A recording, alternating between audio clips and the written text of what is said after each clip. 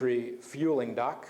While pumping fuel on board, another wind shift pushed the water out of the bay, and Fiona once again found herself aground.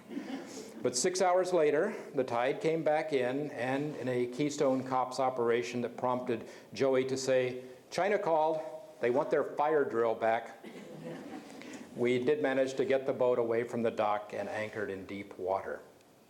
That night, we saw the approaching mast light of another sailboat. This was Mark Schrader's Ocean Watch, eastbound from Seattle.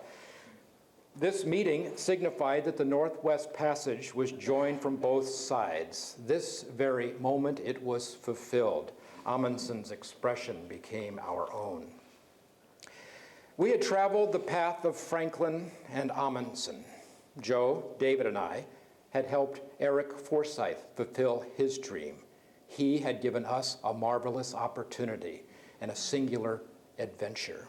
The next few days would bring us a gale, a careful tiptoe through the rocks of Simpson Strait, a meeting with the German adventure cruise ship Hanseatic, and arrival in Cambridge Bay, where, due to our unscheduled vacation in Resolute, I would have to leave Fiona.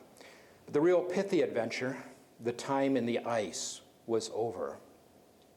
Using our imaginations to break out of thinking ruts, we are free to dream up new possibilities. And it's wonderful that each of us will have different realities. Even in company with others, at the same time and place, each of our adventures will be a singular experience, unique. And each unique story helps weave our universal tapestry. Where we had thought to travel outward, we shall come to the center of our own existence.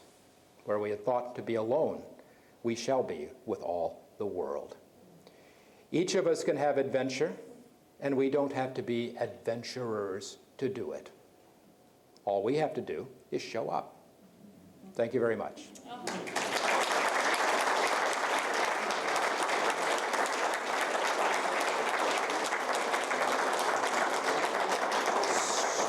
We do have time for a few questions, and I'll remain at the end. We'll take 5 minutes or so of questions, and then I'll be up here if anybody has further questions. Yes, sir. I wasn't quite able to get the perspective of old number 7. How big was it compared to the boat? How big was old number 7? When we first started passing it, it looked like old number 7 was 25 or 30 feet high. But when we finally got very close to it, it was probably more in the neighborhood of 8 to 10 feet high.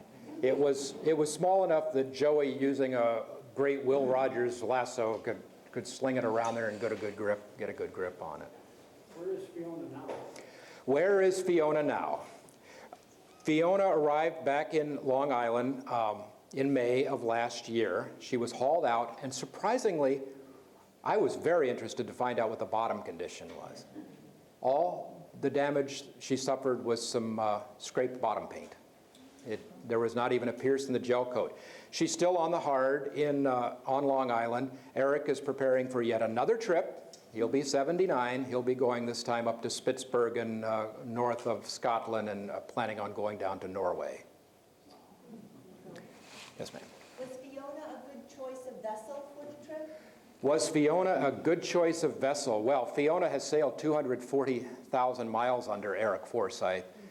She is a double-ender. She is 25 years old, very thick fiberglass, a very good choice. Not the speediest, not the sportiest, but she does have a full keel, which came into great advantage when we were taken to ground. But yes, a West Sail 42 is a wonderful sailboat. Walter Cronkite owned a West Sail 42. He called his Chesapeake. Sir. Did the rest of the crew succeed in getting the rest of the way through the Northwest Passage? No. Did the rest of the crew go all the way through the Northwest Passage? Yes. Yes, they did. Joey and David went with Eric all the way to Nome.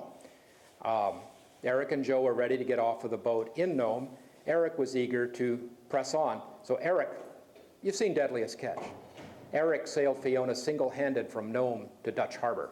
He was by himself, where he picked up 2 more crew members and then sailed her nonstop to San Francisco, continuing on down through the Panama Canal, up through the Windward Strait, the Bahamas, and back to Long Island.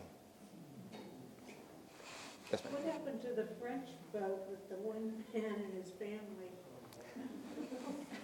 Do you remember the story when the bay was, we went to bed, the bay was empty, and the next day it was completely full of ice? Well, sometime during that period, Fleur Estral bugged out. They left. They wound up going down and sitting, waiting for the ice to open up. But they managed to get through. Filou is an ocean racer and a very aggressive person. If you look up their blog and have it translated via Google into English, you'll hear some very dramatic phrasing from Geraldine. She called it the archipelago of death. Now, whether that was the translator or whether she really felt that way, but I recommend looking up Fleur Estral's blog. They wound up going to Dutch Harbor with the children, then they flew back to France, and I believe they came back several months later. One more question, perhaps? What's the name of the blog? The name of my blog? Or your blog, or? The best way to get to it is Google Russ Roberts and Northwest Passage, and it'll come up, and mine's on Blogspot. So you'll find it if you get to it that way. And you can email me, too. I've got a card I can give you later, and you can find it that way. I'll send it to you. Okay, that's about it, and I do appreciate everybody coming out on this beautiful Columbia River Day.